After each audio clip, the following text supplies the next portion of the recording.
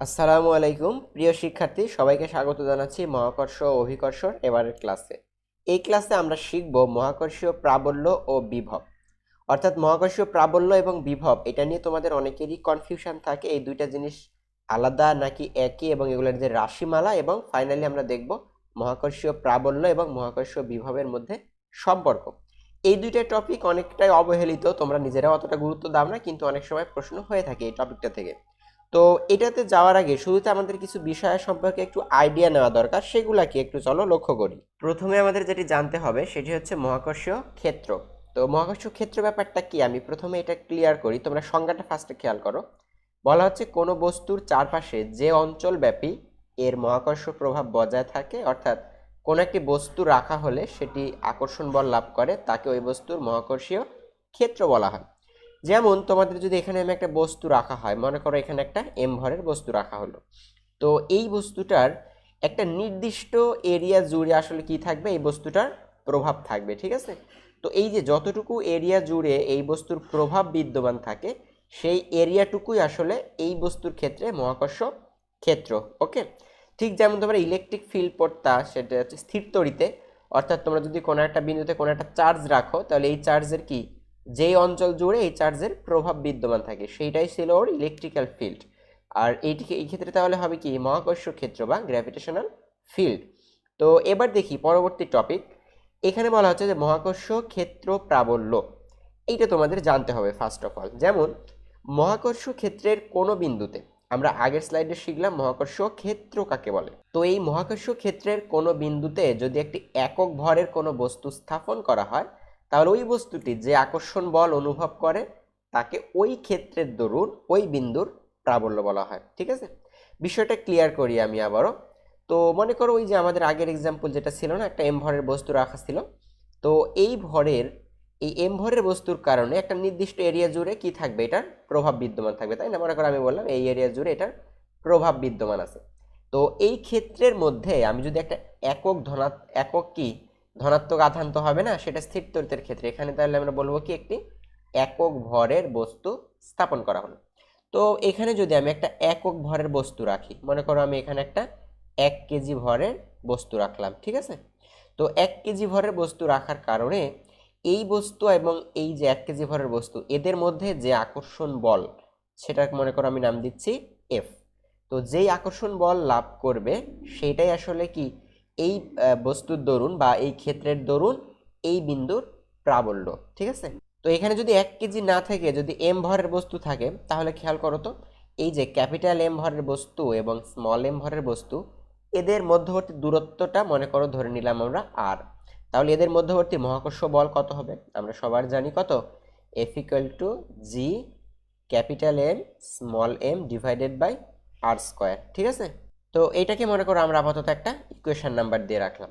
এখন তোমরাই বলো যে এইখানে যদি এম এর মানটা 1 কেজি হয়, যে যদি এম ইকুয়াল টু যদি 1 কেজি হয়, এম ইকুয়াল টু 1 কেজি হলে কি হবে বলো তো, এই যে এম এর জায়গায় আসলে তখন কত বসবে, 1 বসবে। সো 1 লিখা না লেখা কিন্তু সেম কথা, তাই না। তখন এফ ইকুয়াল টু কত হবে, simply G M divided by R square. তো এটাকে মনে করো আমরা 2 নং ইকুয়েশন দিলাম, ঠিক আছে। এখন তোমরা একটু সংজ্ঞার দিকে তাকাও, সংজ্ঞাতে বলা আছে কি, মহাকর্ষ ক্ষেত্রে কোনো একটা বিন্দুতে যদি একক ভরের বস্তু রাখা হয়, তাহলে সেটি যে বল লাভ করে সেটাই আসলে প্রাবল্য। তার মানে এই যে আমরা এখানে যখন এম এর মানটা 1 কেজি ধরছিলাম, তখন এখানে যে বলটা পাবো আমরা, এই বলটা তখন আর বল না, এটাই তখন প্রাবল্য। অর্থাৎ এফ থেকে তখন আর এফ না লিখে আমরা লিখতে পারবো কি, ই লিখতে পারবো, ঠিক আছে। মানে এইটাই তখন কি প্রাবল্য। এবার দেখো দুইটা ইকুয়েশন পাইলাম আমরা, একটা এফ এর এবং একটা ই এর। তো ই হচ্ছে যখন আমরা এম এর মানটা কত দিব, ডিরেক্ট 1 দিয়ে দিব, ঠিক আছে। তো এবার যদি আমরা এই যে 2 নং ইকুয়েশনকে 1 নং ইকুয়েশন দ্বারা ভাগ করি, তাহলে দেখো আরেকটা সুন্দর ইকুয়েশন পাবো। সেটা কিরকম, আমরা বেসিক্যালি কি করতেছি, এখন 2 নংকে ভাগ করব 1 নং দ্বারা। তো 2 নং ইকুয়েশনের লেফট সাইডটা কি ছিল খেয়াল করো, 2 নং ইকুয়েশনের লেফট সাইড ছিল ই এবং 1 নং ইকুয়েশনের লেফট সাইড ছিল এফ। তার মানে এখানে ভাগ করলে কেমন হবে, ই ডিভাইডেড বাই এফ, তাই না। তো E by F equal two 2 নং এর তাহলে রাইট সাইড কি ছিল, 2 নং এর রাইট সাইড ছিল G M by R square, এবং 1 নং এর রাইট সাইডটা কত ছিল, G capital M small M by R square, ঠিক আছে। তো এই দুইটা যখন তোমরা কাটাকাটি করবা দেখবা ক্যান্সেল আউট করলে এরকম আসবে যে E by F equal two, শুধু এখানে কাটাকাটি করলে থাকবে 1/m। তার মানে এখন আমরা কি লিখতে পারি এখান থেকে, এই যে ই equal to F by M, ঠিক আছে, E equal to F by M. তো ইকুয়েশনটা তোমরা অনেক ফরমেশন পড়তে পারো, তো যেটাই মনে রাখো না কেন প্রাবল্য ব্যাপারটা আশা করি বুঝতে পারছো, ঠিক আছে। অর্থাৎ কোনো একটা ভরের বস্তুকে, অর্থাৎ ওই দুইটা বস্তুর মধ্যে আকর্ষণ বলকে যদি তাদের ভর দ্বারা ভাগ করে দাও তাহলেই তুমি কি পেয়ে যাবে, প্রাবল্য পেয়ে যাবে। অথবা যদি মনে করো যে না আমরা আগেই প্রাবল্য পেতে চাই, তাহলে কি করবা, সিম্পলি ওই যেই বস্তুর জন্য তুমি প্রাবল্য বের করতে চাচ্ছ g M divided by R square, আর হচ্ছে ওই দুইটার মধ্যবর্তী দূরত্ব, ঠিক আছে। এবার আমরা আরো কয়েকটা কথাবার্তা আসি, দেখো যে এখানে আমরা প্রাবল্য বের করতেছিলাম, আমরা বেসিক্যালি প্রাবল্য নিয়ে ডিল করছি, তাই না। তাহলে তোমরা বলো তো প্রাবল্য কি ধরনের রাশি হতে পারে? প্রাবল্য কিন্তু ভেক্টর রাশি, তাই না, এবং এটার ডিরেকশন কোন দিকে, ওই যে বলের দিকে, কারণ এফ হচ্ছে বল। এখন তোমরা জানো এম ভরটা তো একটা স্কেলার, তাহলে একটা ভেক্টরকে একটা স্কেলার দিয়ে ভাগ করলে পুরো ব্যাপারটা কি পাওয়া যাবে, একটা ভেক্টর পাওয়া যাবে, তাই না। এখন যদি আমরা এই প্রাবল্যের একক জানতে চাই, তাহলে বলো দেখি প্রাবল্যের একক কি হবে।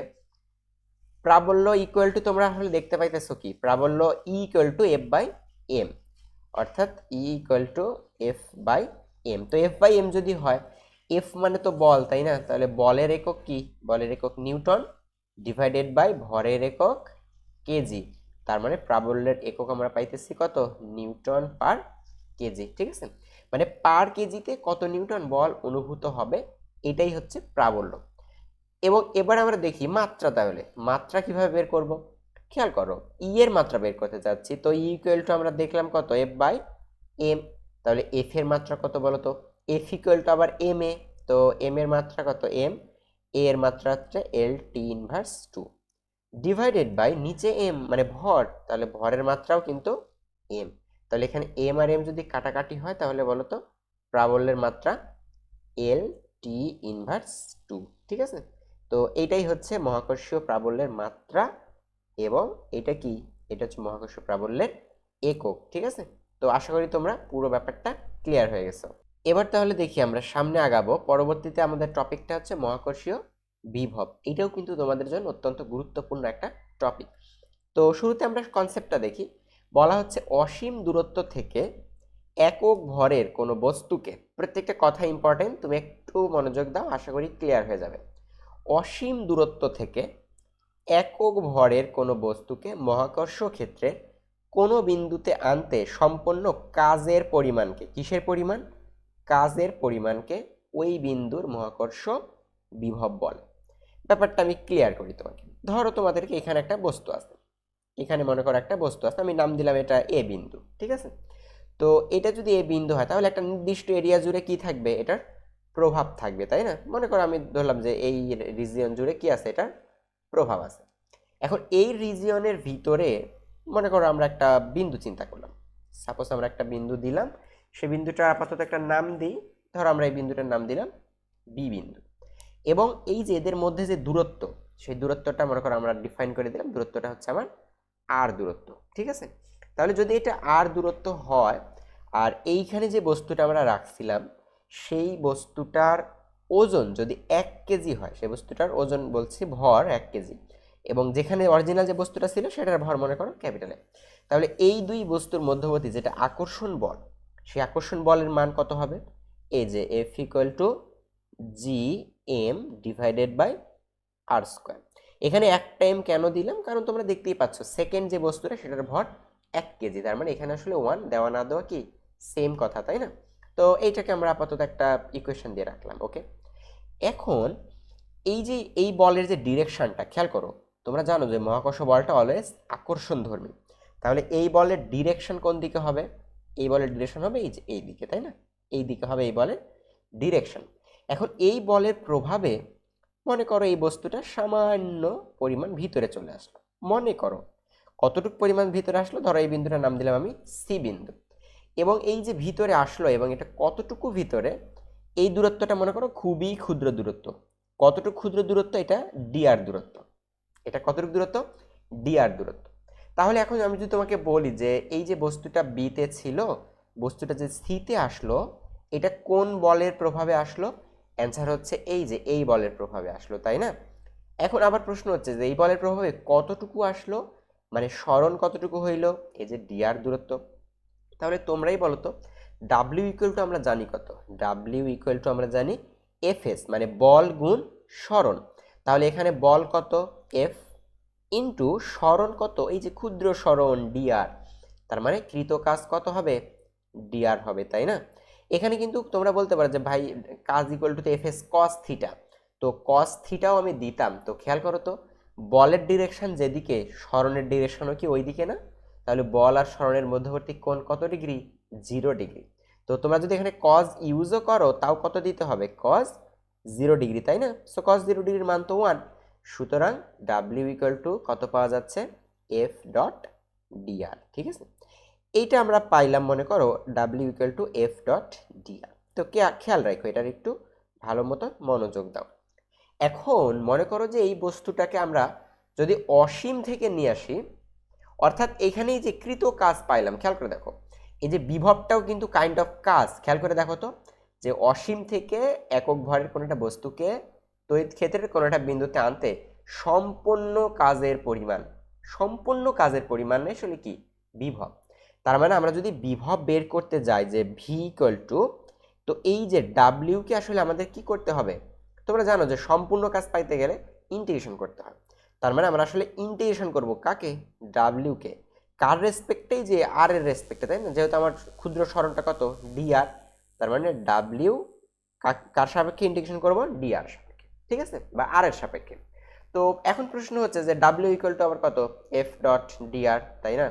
তার মানে ডাব্লিউ এর পরিবর্তে আমরা কত লিখতে পারবো? এফ ডট ডিআর, ঠিক আছে, এফ ডট ডিআর। এখানে ডিআর একটা এক্সট্রা পড়ে গেছে, এখানে ডিআর দেওয়ার দরকার নাই, কারণ হচ্ছে আমাদের ডাব্লিউ এর মধ্যেই কি আছে? ডিআর রয়ে গেছে, ঠিক আছে। তো এখন প্রশ্ন হচ্ছে যে এই ইন্টিগ্রেশনের লিমিটটা আমরা কত দিব?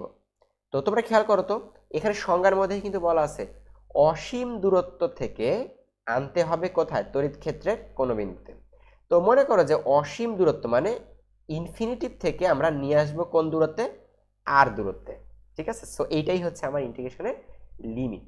সো আশা করি তোমরা বুঝে গেছো। তাহলে আমাদের ইন্টিগ্রেশনটা ফাইনাল ফরমেশনটা কেমন হবে? যে টোটাল বিভব পাইতে গেলে আমাদের ইন্টিগ্রেশন করতে হবে এফ ডট ডিআর। লিমিট কত থেকে কত দিব? আমি লিমিট দিব হচ্ছে অসীম থেকে আর দূরত্ব। ওকে, সো তোমরা খেয়াল করো এফ এর একটা ভ্যালু ছিল। এফ এর ভ্যালু কত ছিল? এই যে প্রথমে বের করে রাখছিলাম, দেখো GM by R square. So F এর জায়গায় আমি দিয়ে দিব জিএম বাই আর স্কোয়ার। তো জিএম বাই আর স্কোয়ার যদি দেই তাহলে আমাদের ইন্টিগ্রেশনের ফরমেশনটা কেমন হবে? খেয়াল করো, অসীম থেকে আর দূরত্ব, এফ এর মানটা হচ্ছে GM by R square into dr. এখন তোমরা যার সবাই ইন্টিগ্রেশন জানো, বেসিক ইন্টিগ্রেশন, এখানে জিএমটা কি? ধ্রুবক, তাহলে জি আর এমটা বাইরে চলে আসবে, তাই না? এই যে জিএমটাকে আমি বাইরে দিয়ে দিলাম এবং ইন্টিগ্রেশন করব আমি 1 বাই আর স্কোয়ার। তো 1 বাই আর স্কোয়ার এটাকে যদি উপরে নিয়ে যাই তাহলে কত হয়? তোমরা জানো r to the power -2 into d r. Limit কত ভাইয়া? লিমিটটা হচ্ছে অসীম থেকে আর দূরত্ব পর্যন্ত। ওকে, তো জিএমটা জিএম এর মতো থাক। তাহলে এখানে ইন্টিগ্রেশনটা করে দাও তো, আর টু দি পাওয়ার -2। তো তোমরা সবাই জানো যে x to the power n এর ইন্টিগ্রেশন কত? এই যে r to the power -2 plus 1 divided by -2 plus 1, তাই না? সো ভালো কথা, লিমিট কত দিব আমরা? অসীম থেকে আর দূরত্ব। তো এখন এই যে এখানে ক্যালকুলেশন করে দেখো, খেয়াল করো এই যে নিচে -2 প্লাস 1, তার একটা মাইনাস থাকবে না? তো এই মাইনাসটা আমরা একবারে সামনে দিতে পারি যে মাইনাস জিএম।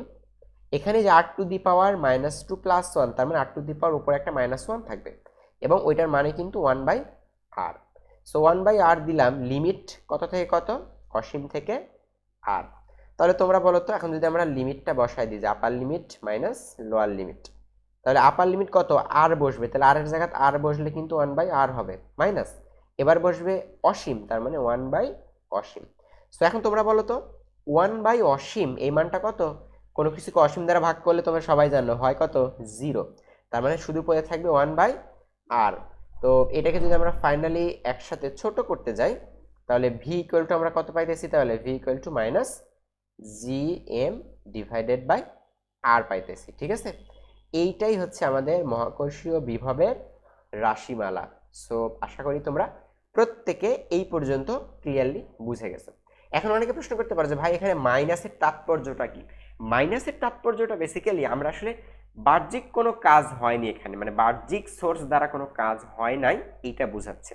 অর্থাৎ ওই যে মহাকর্ষ ক্ষেত্রটা নিজেই কাজ করছে, ঠিক আছে, এই কারণে আসলে এই চিহ্নটা কি আসছে, মাইনাস আসছে। ওকে, এবং এইটার তাহলে তোমরা বলতো একক বলো বা অন্যান্য যে মাত্রা সবগুলাই আশা করি তোমরা এখন কি করতে পারবা, বের করতে পারবা, ঠিক আছে। এবং এখানে সবচেয়ে মজার ব্যাপার হচ্ছে কি জানো, এই যে ভি, এখানে জি আর এম দুজনই কি ধ্রুবক না? তো জি আর এম যদি ধ্রুবক হয় তাহলে আমরা এখান থেকে লিখতে পারি কত, এখানে আমরা লিখতে পারি আসলে ভি ইজ প্রপোর্শনাল 1/r।